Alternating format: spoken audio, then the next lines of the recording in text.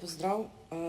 Spoštovani, v desetletju od sprejema zakona o sistemu plač v javnem sektorju, ki ureja sistem plač funkcionarjev in javnih uslužbencev v javnem sektorju, pravila za njihovo določanje, obračunavanje in izplačevanje ter pravila za določanje obsega sredstev za plače, se je pokazalo kar nekaj anomalij, ki danes zahtevajo, da se ta enotni plačni sistem tudi spremeni.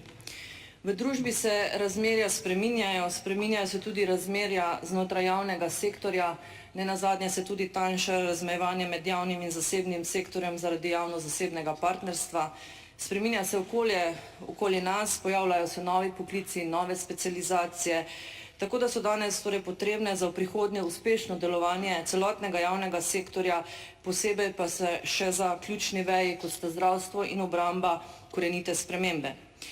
Ker je danes toliko različnih kategorij javnih uslužbencev, kot je različnih javnih funkcij in organizacij, ker se zaposleni na ministrstvih, občinskih upravah razlikujejo od zaposlenih v vojski, v zdravstvu, je potrebno jasno določiti, če in kakšen naj bo obseg javnih uslužbencev, za katere bo veljala posebna delovnopravna zakonodaja. Enotni plačni sistem je potrebno ponovno prevetriti z vidika njegove vzdržnosti in konsistentnosti. Predlagatelji priporočila menimo, da je potrebno več sprememb, med drugimi vzpostavitev ustreznih razmerij med plačnimi razredi in spodbujanja nagrajevanja, ki bo omogočilo, da so zaposleni, ki so pri svojem delu bolj učinkoviti, tudi bolje plačani. Zato je treba zagotoviti ustrezen sistem, ki bi omogočal objektivno ocenjevanje.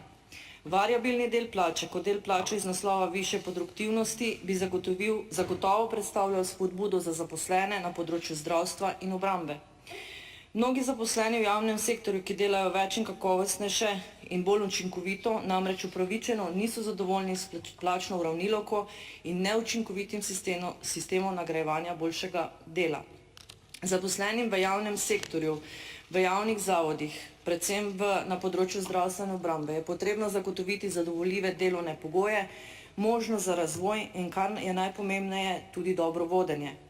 Zato danes govorimo o uvajanju menedžerskih metod in tehnik vodenja javnih zdravstvenih zavodov. Vodilnim kadrom, torej v javnem zdravstvenih zavodih, je potrebno omogočiti ustrezne mehanizme in pristojnosti, ki bodo zagotovili avtonomno vodenje, odločanje in bo povečalo tudi področje odgovornosti.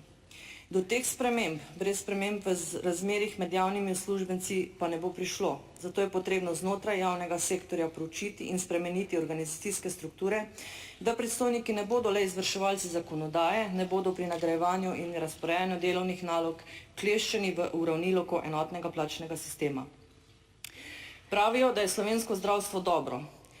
Da, dobro je za zdravega človeka, za dobavitelje, ki si ustvarjajo monopole na slovenskem tržišču, za določen vodstveni kader, ki ne zna ali pa ne sme voditi javnega zdravstvenega zavoda v pozitivnih številkah in jih država nagradi za pridelano finančno izgubo. Dober je za tiste, ki imajo denar in se zdravijo v zasebnih ambulantah in klinikah, in dober je za monopolno zavarovalnico. Vodstvena politika že vsaj 10 let ne želi videti in slišati opozoril zaposlenih v zdravstvenem sistemu, ne želi odpraviti monopolnega položaja zavarovalnic, sprejema škodljive zakonodaje, ki samo pospešuje in povečuje nered v zdravstvu in nenazadnje pomaga pri propadu celotnih področij specializacij. Vodstvena politika v zadnjih 5 letih uspela narediti še nekaj. Popolnoma je obrnila bolnike proti zdravnikov in zdravstvenemu osebju. Zato danes bolniki krivijo zdravnike in ostalo osebje za čakalne dobe, za razpad otroške kardiologije, za prisiljeno zavračanje pacientov na primarnem nivoju. Zdravstveno osebje pa nas že več let opozarja na nevzdržne razmere, delovne pogoje, ki ne omogočajo kakovostnega dela. Razmere, ki naganjajo mlade zdravnike v tujino, ki prav tako naganja bolnike v tujino in nenazadnje odhajajo tudi že uveljavljeni strokovnjaki. Rezultat tega pa vidimo tudi v opisu specializacij na področju družinske urgentne medicine, ki strmo pada.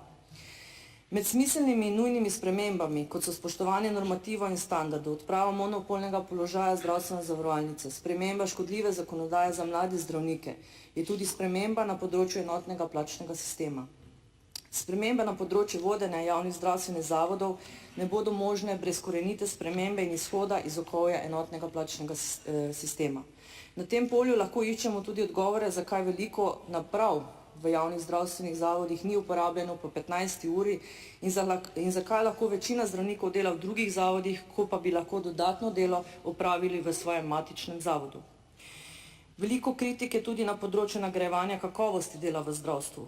V okviru zakona o sistemu plač v javnem sektorju sploh ni možnosti, da bi nagradili specialiste na terciarju, ki upravljajo storitve, ki jih ne odpravlja nihče drug, denimo transplantacijo organov. V državah Evropske unije se plače praviloma urejajo v kolektivnih pogodbah in s pogajanji, ne pa zakonom. Edino v Romuniji poznajo podoben sistem kot v Sloveniji. Kadar pride do sprememb v plačnem sistemu, je potrebno, da se s tem strinja 40 sindikatov javnega sektorja, kar je skoraj nemogoče. V prejšnjem mandatu je bilo izvedeno kar nekaj pogajanj in usklajevanj med sindikati in vlado, tudi med sindikatom v zdravstvu in vlado posebej.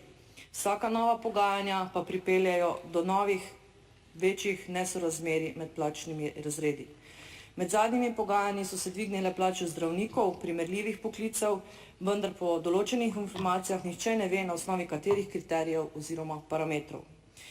Prav tako pa so zadeve kritične v Slovenski vojski, ki se v zadnjih letih sooča z negativnimi ocenami v poročilih o pripravljenosti vojske, kjer ta ocenjuje stopnjo zmožnosti za delovanje v miru s povprečno oceno zadostno, za delovanje v vojni pa nezadostno. Zato bi prosila še kolega Mahniča, da predstavi področje obrambe.